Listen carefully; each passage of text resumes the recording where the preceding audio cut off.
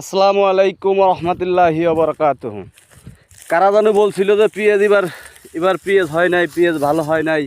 আরে আল্লাহর রহমতে, আল্লাহ দিলি পারে কিচ্ছুই নাই। আল্লাহর রহমতে এবার বাম্পার ফলন, পেঁয়াজ এবার বাম্পার ফলন। দুঃখের বিষয় হলো একটা কারণই, কৃষকে পয়সা পাইতেছে না মালে। পেঁয়াজের বাজারটা ভালো না, এই কারণে কৃষক পয়সা পাইতেছে না। যদি এবার কৃষক পয়সা পাইতো, কৃষক এবার বাম্পার।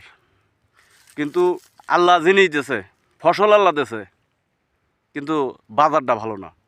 যে পেঁয়াজটাই উঠে দেখেন, সব কটা পেঁয়াজই দেখেন একেবারে কোনো একটা পেঁয়াজের কোনোই নাই। দেখেন আল্লাহ দিয়েছে কত সুন্দর পেঁয়াজ, দেখেন দেখছেন, এই দেখেন প্রত্যেকটা পেঁয়াজ, দেখেন প্রত্যেকটা পেঁয়াজ আল্লাহর রহমতে কত সুন্দর দেখতে পাচ্ছেন।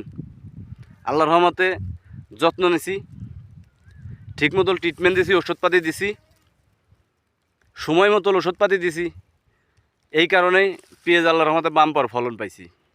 তো আপনি যদি ট্রিটমেন্ট না দেন, কীটনাশক ঠিকমতো ব্যবহার না করেন, ফসলের যত্ন যদি আপনি ঠিকমতো না নেন, তাহলে তো আপনার ফসল হবে না, ফসলের লস খাবেন আপনি, আপনি কৃষক হিসেবে গণ্য হবেন না। কারণ একজন কৃষক তার রুজি রোজগার এর ভিতরে।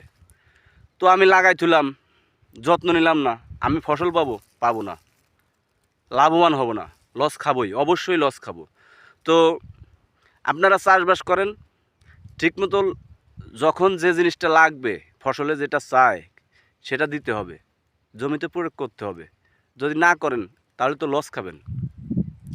তো এইবার আপনারা কৃষক ভাইরা, আপনারা অনেকেই বাড়ি খাইছেন, অনেকের কারণ পেঁয়াজ হয় না এবার ভালো।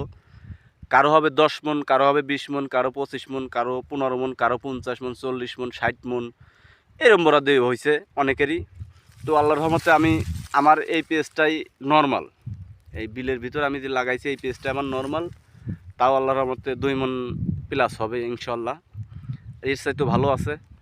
তো আপনারা তো বলছিলাম এর আগে যে আমি কি ওষুধ, কি কীটনাশক, কোনটা কোন সময় কি ব্যবহার করছি অনেকেই বলছি।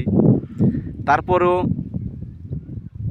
অনেকেই তো ধরেন এবার ঠিকমতো ট্রিটমেন্ট দিতে পারেন নাই।